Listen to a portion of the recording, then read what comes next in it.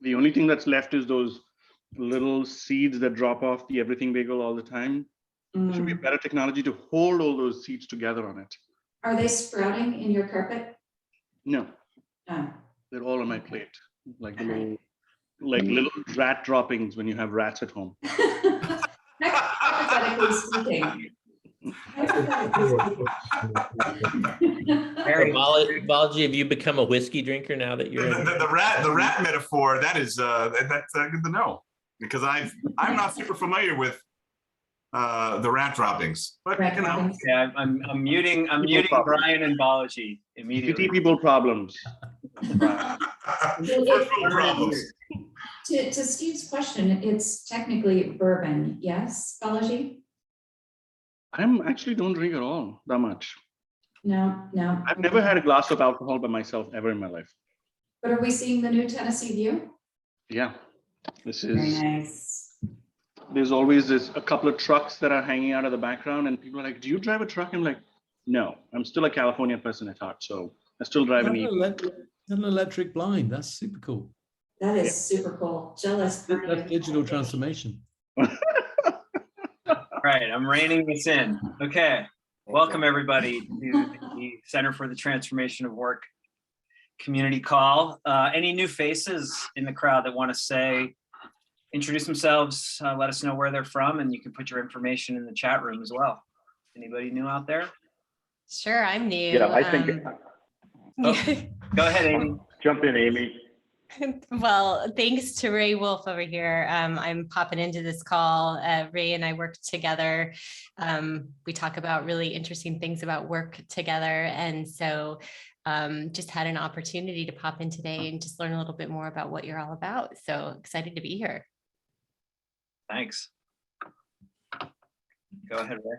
And yeah, I'll jump in. So Ray Wolfe, actually, I've been working with Barry on some projects for a while, and then with the transition, decided to jump on board here, and we found that our missions are aligned. So I've been working on the future of work, particularly around freelancer talent for some time, mostly on the technology side, about enabling them to work from anywhere securely, to give confidence to employers that, yes, you could put them on the most critical projects. So really glad to be here. Welcome. Feel free to drop your information in the chat if you'd like. Anybody else? Hi, I'm new as well. Meghna Bansal, I'm a second year student at HBS, and I was introduced to this forum by Professor Chris Stanton, who leads the Future of Work and initiative here at HBS. And I'm very interested in just how remote is going to affect hiring and people strategy for organization, in particular, more flexibility around going cross-border to find great talent. And I would love to learn from, all your experience, on this and more around future of work. So it's great to be introduced here. Welcome. Yeah, we love Chris. We miss him. He said he's going to join back, I believe, from the next call. So great. Anybody else? I'm not new per se. I've been to a couple of calls, but I've always been too shy to introduce myself. Aha. Here I am. My name's Akil. I've been working with Barry and Diane to put together an open talent solution at UST, and just really love the work that's been going around freelance talent. So I asked Barry and Diane how I can get involved. This was the obvious way. All right. Welcome. Oh, got some more people coming in. Anybody have any announcements they want to make real quick? Any upcoming webinars they want to announce, or things that are happening that you want to let our community know about? We can help share, amplify on social. I'll jump in on that one. And I just, because I just talked to Agnes in the breakout room, so I brought up the advocacy group. So the CTW advocacy group meets separate than these meetings, and we talk about topics like fair wages around the world, DEI topics, women and gender, and everything related to the future of work that's an advocacy topic. And so we meet 4 times a month, so that way it allows people from all over the world to attend. If you're interested in attending those, I can put put my email in the chat and I'll send you an email to invite you to that. We meet again for our first and third weeks that we meet. We meet again tomorrow morning at 11 a.m. Eastern time. And so if you're interested in being a part of that or future meetings, please let me know and I'll put my email in the chat and my LinkedIn. Thanks, Link. Anybody else? Yeah, I'll just add a similar call out, really. Thanks, Link. Ashley and I have been doing some work just in terms of focusing the education and marketing work stream. And we are launching what I'm going to call a sprint, but it's for 6 weeks. So maybe that's too long to be a sprint, but essentially to build on the glossary, which we developed earlier on in the year and found its first iteration in the networked organization playbook and got very good feedback. And we decided that there was an opportunity to expand on that.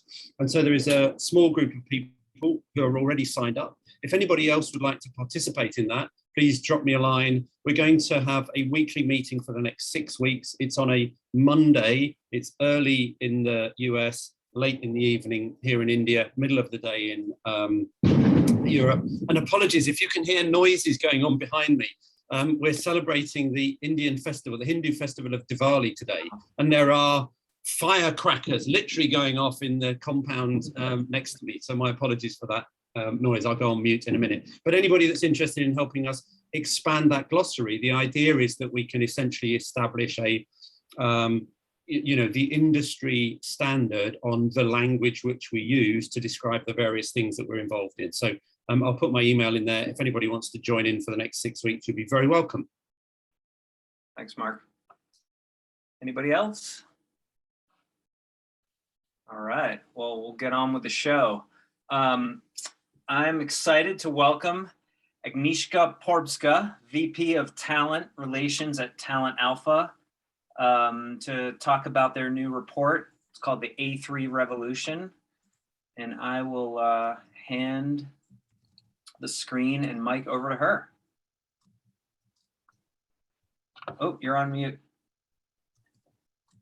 Thank you very much. It's my real pleasure to be able to present our report to you.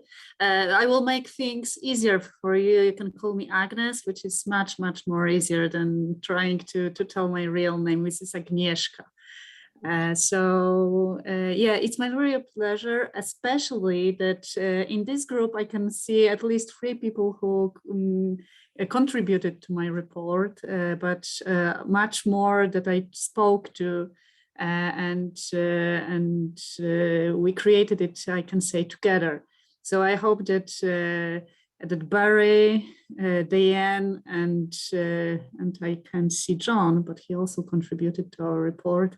Will also speak when we will get to the report.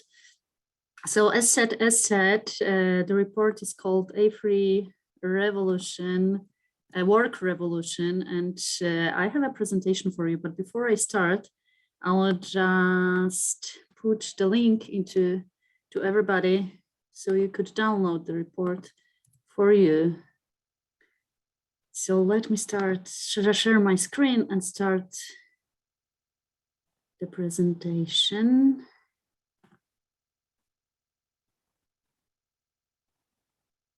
Here we are. Can you see my screen? Yes. Yes. Okay, that's great. So the title of the report is A3 Revolution, and we define it as working from anywhere, anytime, any place. I will talk more about it in a moment, but just a few words about the report itself. It's a little bit different report than most of what you present here and what is presented here, because we haven't done our quantitative research. We based on desk research, we based on interviews. We made around 40 interviews that were targeted to the report, that were in-depth interviews, but much more in talks with our partners, with our clients, with allies. And we use partners' data, and Open Assembly was one of our partners. as well as Diane's Platform Strategy Institute and Soshin. Diane also contributed to the report. As you can see, there were much more partners, starting from analysts, going through organizations, through companies that are searching the market by themselves, and also companies. So we try to combine data from different sites, and we try to digest them and make some predictions for the future and show trends. The topics we covered was the A3 revolution by itself. What does it mean? What's happening on the market? We also covered the the talent shortage, especially tech talent, and I will explain why it's exactly tech talent. We talked a lot about open talent, so I think you will find some interesting threads here in the report. And I have to say that being a part of this group and listening to you also influenced the report and what we were talking about. And of course, Barry's and John's parts in the report. You will also see the map with your logos probably there. And also we try to be very practical. So we every year we release this report. We try to be very practical, giving some advice, showing how other companies are doing it, how they implement changes. And that's why this report is a little bit different than just showing results data from research.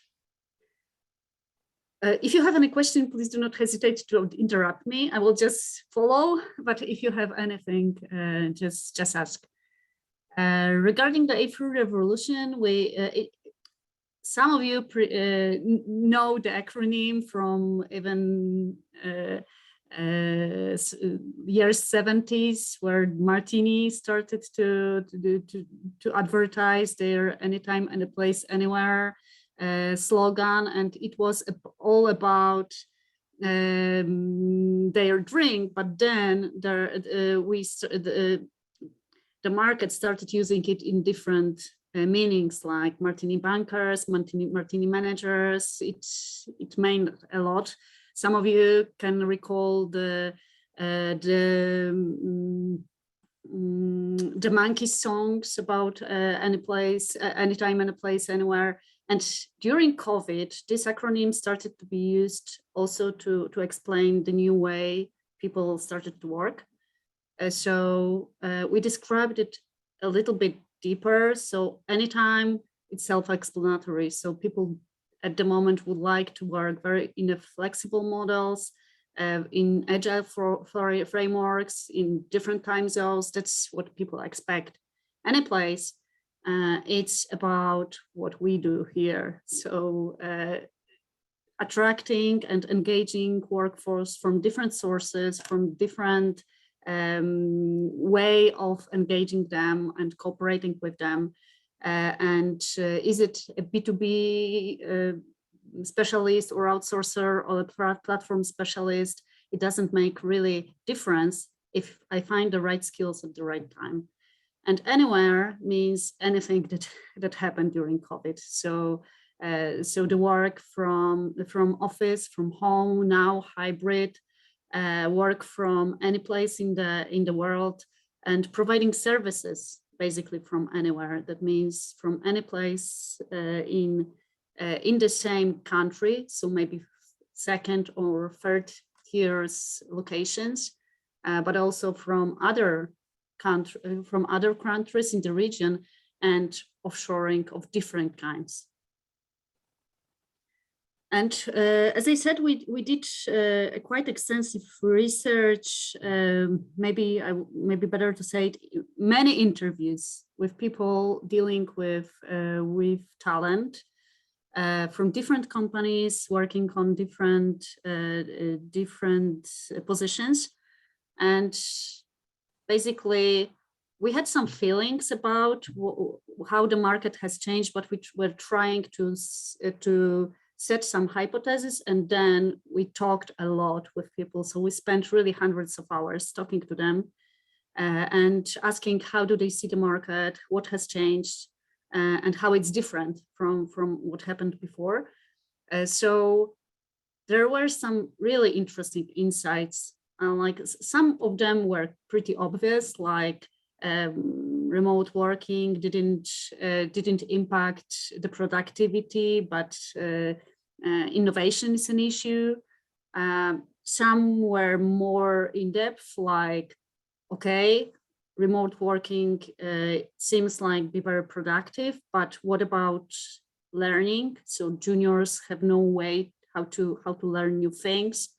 There were some also stunning data, like in countries like, for example, Poland, Romania, Bulgaria, there is a flood of new proposals, new job proposals for specialists working remotely, where companies from US, from UK, from Germany, they try to attract people directly, not through outsourcer, not through even their own entities on ground, but directly to work remotely for them, what is very new. And it causes a lot of problems for people, for companies on site, because wages are growing. And there is a very interesting thread, and there is a theme that is repeating all the time, that employees are really expecting more at the moment. So they want to be treated like partners. They want to be treated very individually. They want to decide on their career paths, especially Gen Z. They want to be provided with opportunities tailored for their needs, and also with the very individual communication. And you cannot deal with it and answer it without any technical and any tech solutions, platforms, or AI machine learning solutions, because there's too much in it to really manage it for one company. We tried to find interesting stats all around the market. So we digged into thousands of white papers, of different surveys, reports.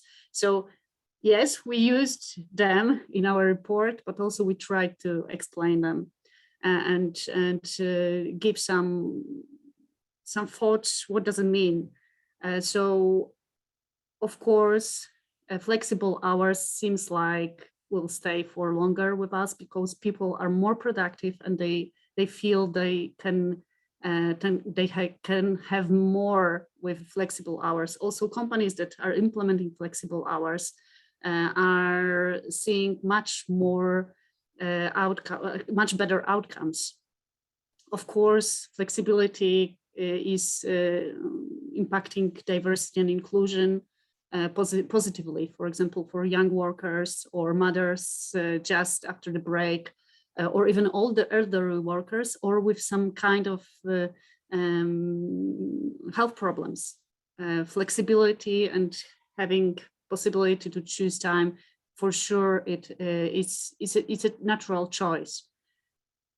And we tried to see also the second, the other side of the equation, and see things from the other hand.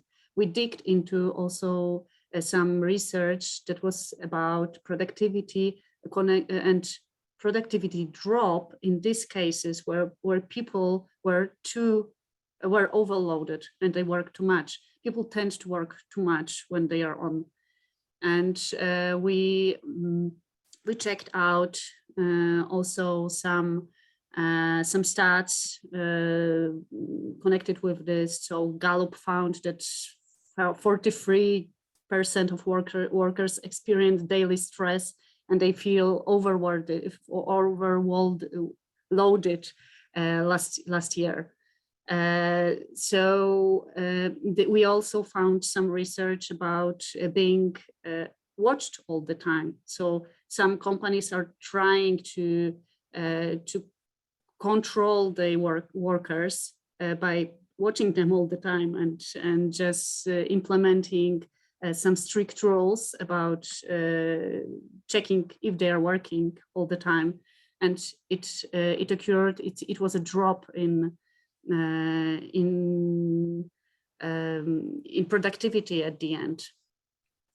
So companies are trying to find their way to manage it. For example, there is quite good example of Volkswagen, who has a policy of blocking some employees from working extra hours, and also, of course, the right to be not connected, like France did it already before the pandemic, but Ireland did it during the pandemic, and other countries are looking into this legal boundaries and how to make it happen better for employees. Regarding Anyplace, I don't think I will go very deeply here because I don't need to convince any of you that the world has changed. But in this report, we tried to explain to our audience, many companies do not know yet what does it mean that the work can be done from many other places than full-time employees. Really, we have clients for which even big brands that we are the first ever solution accept their FTEs, and it's stunning nowadays. So we tried to literally explain to them that you don't need to only work with your FTEs, that there are many other solutions that other companies implement, and we show examples to these companies. So we tried to also put it into some kind of hierarchy and show how different these settlements could be. And we also very deeply went into this anywhere theme, and I think it's one of the most important at the moment because it's really something that happened. So there was a huge acceleration of this trend during COVID. So as we know, it changed the environment a lot, but also what does it mean? We try to also show that it impacts different areas of how companies operate. So it impacts productivity in terms of innovation. So the solution here is to divide work into smaller pieces with clear KPIs. To really change the way companies implement remote collaboration. We name tools like, for example, Miro, Asana, Whiteboard, and different kinds of that many companies haven't heard about, and here they can read about it. And also we try to be very specific how other companies do it. We spent a lot of time talking about culture. So from one of research made by PwC, there was indicated that 68% of HR executives tells that to maintain the company culture, they need employees to be present in the office at least 3 days a week. And in many companies, it will never happen again. So even if they implement hybrid work, especially for tech, for example, they will never have these people again, at least 3 times a week. So what is the outcome and how to understand it? They need to change the culture somehow, or how they treat the culture, or how they see the culture. And for me personally, it's something I really miss in discussion about remote work. So there is a lot of a lot of discussion. What should be the mix? So how many days we should spend in the office, or should it be hybrid, or should it be only remote, or only on place, which will be not the case probably anymore. But companies often they do not ask them a question how they should change really to answer the new needs of employees. So it's not a question how many days we should spend in the office, but how to answer the needs of how to build the new culture, how to answer needs of employees in this culture. So just to give you some stats from here, I'm looking in my notes. So, for example, MIT Sloan survey revealed that to really build the thriving culture in the remote world, people need to feel the customer better. So if there is no customer feeling in your culture, and there is no proximity to the customer in your culture, probably you will not be able to keep this feeling of working for the customer in a remote world. So we need to change the culture a little bit. And there are a little bit more in the report on this topic. And we, of course, thought about learning and development.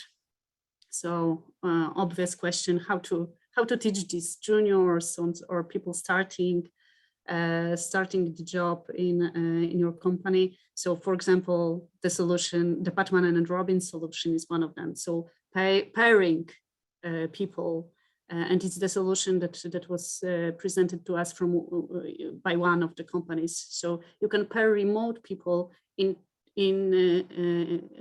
twos that collaborate together. One that there's a mentor, and the second one which is somebody to learn. It's easier for these youngers to ask question if they have a buddy.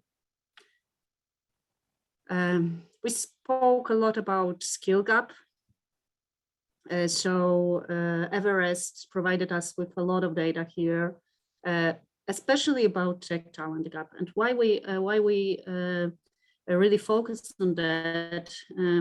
I think I can explain it with the quote of the head of Lufthansa in UK, who I spoke to during my research, and he said that his company is a digital company with some planes attached to it, and it's the case for many companies. So they need digital talent, even if they have some other background, another story, and another function. Most of them need digital talent,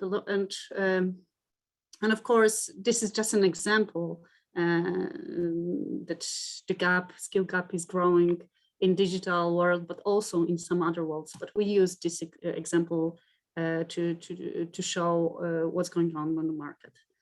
So for tech, we counted that the gap could be something around 160 million empty positions still in 2025. It was taken from the Microsoft study, but we have combined it with some data of how many people are just available finishing their education and how the talent pool is growing. So if you compare these two, and taking into consideration some kind of a data, for example, I don't know, in UK, people don't want to go to study tech anymore, and number of students is diminishing, you understand why the gap is growing so fast. And just a question, I don't have, I still have some time, yes. So I don't have a clock here, okay. We also we are also speaking about Great Resignation, of course, because it's a problem for many companies, and this is data by Everest as well. So they did their research this year, asking companies what's their strategy to answer the Great Resignation, and they were showing. So they were answering that many of the strategies were about focusing on employee. So improving employee experience, of course, something I mentioned at the beginning, giving flexibility, improving career tracks, upskilling, reskilling, some ESG initiatives, and increasing employee engagement using technology. But also, of course, they are trying to make their human capital and just sources of the capital broader. So they are employing talent from more locations, reducing dependence on talent. So automation, of course, is one of the solution, and outsourcing more. And I believe that in outsourcing, there's also a place for different kind of source of talent, so platforms as well. And last but not least, we talk a lot about open talent and about platforms. That what we do as Talent Alpha, that's all what you do in your companies and organizations. So we were trying to show how big the change is. And how many business leaders are seeing talent platforms as important for the growth. And you can see it's 90% of business leaders. And platforms are growing 4 times, we're growing very fast. So it was 4 times growth during the last 10 years. And the revenue, of course, is growing. And that's one of many examples. So 50% of Fortune 500 companies are using Upwork only, not mentioning other solutions. However, when you go deeper, and we did this in-depth interview, it occurs that many of them are aware that these strategies are important. They tend to use some of these solutions. They are trying, implementing, doing pilots, but not many of them use it in a full scale. So it's like still trying, still doing it as an innovation, but it's not in a full speed. So I believe we can expect here a still significant growth. And here it is.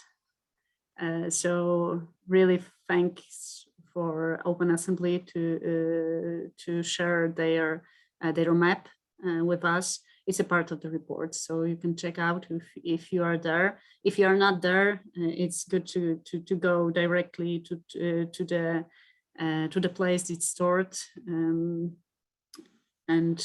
add yourself into the map. So now it's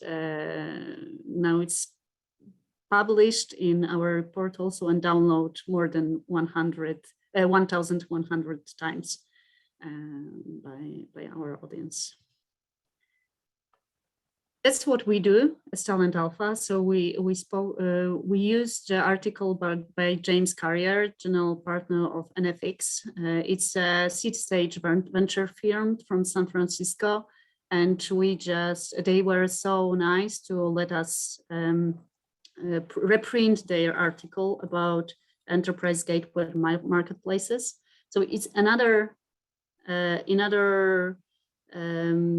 angle that you can try open talent to get into the open talent world. So enterprises can use companies like ours or platforms like ours to connect with other companies. So there are more and more these safe gateways that allow big companies that are still hesitant, or they would like to try the simple solution or only one single point of contact to many others. So it's the trend. It's something that's happening. I really encourage you to also read the article. The link is in the report. So we are also talking about it, and it's really getting momentum for many companies in the market. it's a sneak peek of Barry's part and Diane's. Maybe they would like to say a few words about what was their input into the report. Hey, Barry, like I'll to? follow you. Absolutely. You want to jump in there, Barry? Sure. Yeah. I mean, it follows on from some of the chat that I've just been reading, actually, in that it's difficult to implement open talent strategies in big enterprises. And so, there needs to be an approach, a methodology, a process for doing it. So we provided some thoughts on that, the things that organizations need to have in place to be able to implement open talent. And then on the next, I think it's probably on the next slide, I provided some challenges as well, the type of things which we see enterprises pushing back on. The quality will never be there, it's only commodity. They'll never be able to access our systems. They all need background checking. Security is going to be a challenge. It takes too long. Except how do we manage them? The impact on culture, all of these things. So we tried to sort of distill that into a couple of pages in the report that you might have seen. And this is all based on evidence that what we're seeing with clients. I think I agree with what I was hearing in the chat, that it's still very, very early days, and we are getting lots of pushback, and HR is incredibly distracted with other things like the Great Resignation. But I must say, certainly in our experience, we are starting to see more realization of what open talent is, that it's a thing. They need to do something about it. It's no longer just about education. They now sort of understand that freelancers are an option, and they're interested then in how they do it. I mean, I totally agree that it's still very early days, but we're definitely starting to see more realization and starting to see adoption at larger scale than we did even 12 months ago. I don't know what your thoughts are on that, Diane. Yeah, plus one, 1,000%. So really on the right side of this page, and many of you have seen this or a version of this, but this is one of the educational components that we use with clients to help them realize that really what we're talking about here is not just this radical departure from everything that they know and love as an organization. Really, it's just a matter of making sure they have the right connectors and connections in place, both into the resources that they use today, right? Their employees and their supply chain, right? Those can just be more tightly in a more precise way configured and activated for the needs of the organization, but also with equal speed and precision, the organization can now very effectively reach out to skills and solutions and capacity outside of the organization, kind of in an unbounded way, but highly precise way, in order to augment their human resourcing operations and their sourcing operations. So what we're talking about here in this illustration is not limited to freelancers. It contemplates the basically that boundaryless organization that is better knitted together by kind of digital connections, and that can basically support the workforce ecosystem operation that will help the organization be more successful in a digital mode. So it's not easy. It's not something that you change overnight. It's definitely a journey for companies that are undertaking this today, and you can take it in a very measured way. But organizations need to be thinking about this model to reconfigure the way they activate both internal resources and external resources for the digital era. Thank you very much. So Barry, indeed, I had your challenges on the next slide, but I cut it off because I've heard that we have 30 minutes. So I just didn't want to tell everything. So for everybody who would like to read about it, go to the report itself. In the last slide, I have, it's not moving. Oh, I got stuck. I cannot move my slide. I think I need to do it one more time. I need to stop sharing and share my screen again. Can you see the presentation? Yes. Yeah. And I cannot move my slide again. Sorry, it's That's technology. okay. Yeah. Okay, I will try the other one, other way. Apologies, automatic window shades probably messed it up. Yeah. Always blame biology. Oh, yeah. That's Agnieszka, Okay, can I so- jump in while you're doing that? Sorry, no, you've done it. Yeah. No, I was just going to first of all compliment you on the report, which I think is a fantastic balance of, really good data, opinion, and I think thought leadership always requires a good, strong opinion, and I think that shines through some fantastic, case studies and expert opinions. So I thought it was a really well balanced report. So thank you for that, and thank you for sharing it. I had a question, which was, you largely talk about technology jobs, and I just wondered whether or not there were other areas that you thought about or you had identified where that 3A model was also being adopted. Yeah, so during our interviews, we tried to talk to different companies. So these were not tech only, for sure. So we spoke about manufacturing with manufacturing companies, finance, banking, and so on. So most of the trends, overall trends, are applicable to most of sectors, and they indeed agreed with most of our hypotheses. Of course, the talent gap part is mostly focused on tech talent. As I said, it's also the most missing talent. But most of these trends are applicable to all. So they're starting from Great Resignation through the need of really being self-reliable and self-standing for employees, the need of really good employee experience through open talent models that can help. Most of it is applicable to other industries as well. And as well as being applicable, do you think that there's a similar level of readiness, if you will, readiness to accept and adopt in other industries, or do you think that the world of tech is more advanced? It's a very good question, because indeed there are differences, and there was really something told and indicated by one of the chemistry companies I spoke to. They said they are like dinosaurs, and they are really aware of it, but they cannot change it. And we called it a dinosaur trap in our report, because they are pretty aware they need to change. They know that tech companies are far, far away from them, ahead of them, but still they cannot really change this ship. And it's a little bit like being a Titanic, because there will appear new companies and much more digitalized, like everything now is digitalized, and they can lose their momentum. So they're pretty aware of it, but still not doing much about it.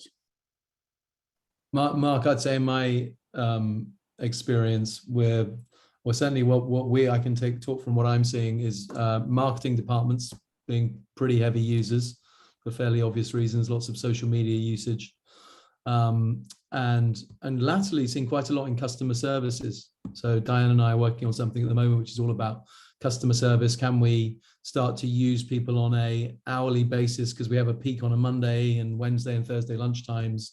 So can we bring them in, and how do we augment them into our team of full-time resources who are now working remotely? So quite a lot in that customer experience area. And then in processes which are typically used in BPO, in the business process outsourcing world. So in the sort of finance and HR, things that are, the invoice processing and the P2P processes, that type of thing. So as well as technology, which has been a big driver, I'd say, marketing, user experience, and customer experience are some of the other sectors where it's becoming more mature. Yeah, one of the things that we observe is the resistance in what one might describe as sort of creative industries, which, as you know, is the kind of sector that I work in. And I think there's an irony there, right? Which is that creative businesses are often really not very creative when it comes to rethinking their business model. Yeah, Yeah, the same I would say is about HR and recruitment. These are people-facing functions, and they like still in 80s in many area dimensions. Any other questions? Yeah, I mean, can I ask a question? I just wanted to mention what was on the last slide. So I put the link into the webinar, into the chat about the webinar. So if you would like to join our talk about the human cloud with some real examples, please feel invited, and it would be great to have you there. Someone had a question. Any more questions? Yeah. I had at least one question, and I see when I speak to companies or our own company, I see them falling in 3 buckets. Bucket 1 is they've never used any type of freelancers or open talent. And I think the one that you mentioned is the dinosaur trap companies. I think so. That's one type. And if you think about it as a bell curve, there's a middle type of companies which use some type of open talent, have used some type of contractors, but have historically used them in more, less strategic skill sets. Not necessarily, it doesn't make it less important, but it's just that it's never a CEO priority, right? It is a cost element. I just need to reduce costs somewhere, and I do that, right? And the third is how companies like Google and stuff use contractors, which is, the core business shuts down if you stop using contractors. And what we are seeing right now is given that every company is struggling with their own employees and retention, they're behaving differently in these 3 groups. The company where I'd say the bell curve is about 80% are right in the middle, where they use open talent and contractors for more transactional, more what they call non-strategic activities. And they're actually doing, I'd say, they're actually doubling down on using their contractors in the roles that Barry you just spoke about, which is, I need to get a call center done, I need invoice processing done, lots of work that I don't want to invest in my employees. If they want to quit, they can quit. Right? There's no issue there. What I think is that's been the state for the last 15 to 20 years. It's not really new. It's just that the shift is moving from using an outsourcing company to using a hybrid of gig and open talent versus just a pure outsourcing company. But where if you want the movement to happen is to make this whole concept more strategic on the last side. I feel that this whole talent great resignation and the talent crunch has actually gone against open talent, because HR departments and the CEOs and leadership, they just don't want to hear anything else except retaining people. So it's unfortunately, they're not looking at open talent as a solution. They many times look at open talent as a problem. They're not looking at it as a solution to the talent crunch versus a problem that accentuates talent crunch. And I think there is a whole shift in mindset that needs to happen, that open talent is a solution to your talent crunch.